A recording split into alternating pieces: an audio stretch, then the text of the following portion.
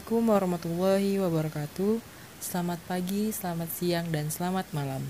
Kali ini saya akan membahas tentang prinsip kerja dari orifice. Orifice merupakan salah satu komponen dari perangkat primer atau primary device untuk mengukur aliran dengan menggunakan prinsip mengubah kecepatan aliran.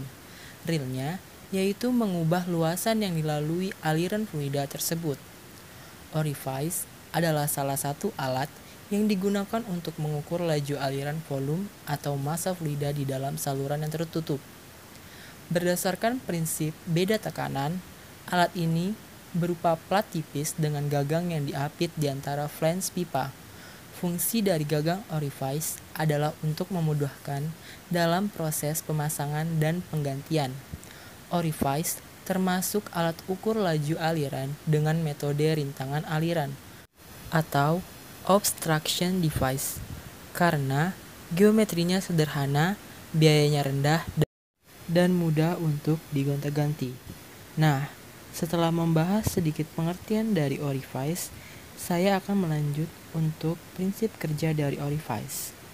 Saat fluida, baik gas maupun liquid, mengalir melalui orifice, tekanan terbentuk di sisi upstream dari orifice, tetapi fluida dipaksa menjadi konvergen untuk melewati lubang pada orifice. Pada saat pemaksaan, kecepatan aliran fluida menjadi naik dan tekanannya turun. Pada sisi pangkal atau downstream dari orifice, aliran fluida mencapai titik maksimum konvergensinya. Vena contracta, kondisi di mana kecepatan aliran mencapai maksimum dan tekanan mencapai nilai minimum di luar daerah upstream dan downstream dari orifice. Aliran fluida terekspansi, yang artinya kecepatan akan menurun dan tekanannya akan menjadi naik. Tekanan ini akan perlahan-lahan naik kembali sampai mendekati 5 sampai 8 diameter.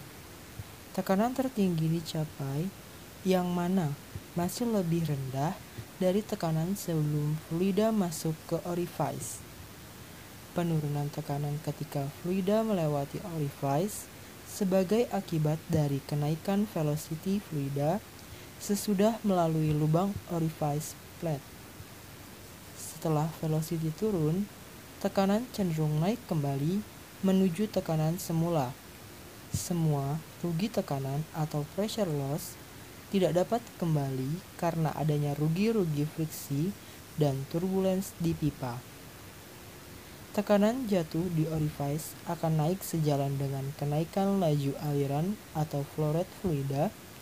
Bila tidak ada aliran, maka tidak ada beda tekanan.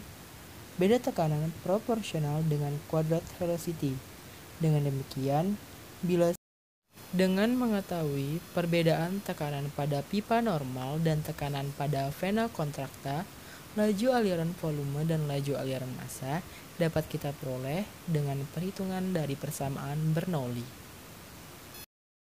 Jadi, pada umumnya, orifice digunakan untuk mengukur laju aliran fluida dalam pipa saat fluida memenuhi kondisi seperti dalam keadaan homogen, seperti keadaan single pass atau bukan merupakan campuran gas dengan liquid ataupun liquid dengan padatan.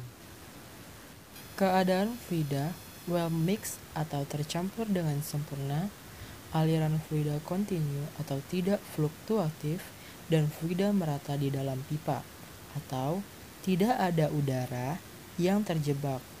Bila dalam keadaan tersebut dan orifice dibuat dan dipasang sesuai dengan standar yang ditetapkan, maka laju aliran fluida akan mudah ditentukan dengan mengaplikasikan formula-formula baku yang sudah ditetapkan. Untuk selanjutnya, saya akan menjelaskan contoh penggunaan orifice di dalam industri. PT Vico Indonesia merupakan salah satu perusahaan gas yang menggunakan orifice jenis orifice concentric yang dipakai untuk melakukan perbedaan tekanan pada fluida gas. Namun, karena memiliki kelemahannya yaitu tingkat rugi tekanan yang sangat tinggi, maka PT Vico Indonesia juga menggunakan jenis orifice yaitu slotted orifice. Alat ini merupakan jenis orifice yang di berbagai penelitian menunjukkan performa yang lebih dibandingkan dengan standar orifice lainnya. Oleh karena itu, dengan penggunaan slotted orifice, PT Vico Indonesia mengalami kenaikan keuntungan.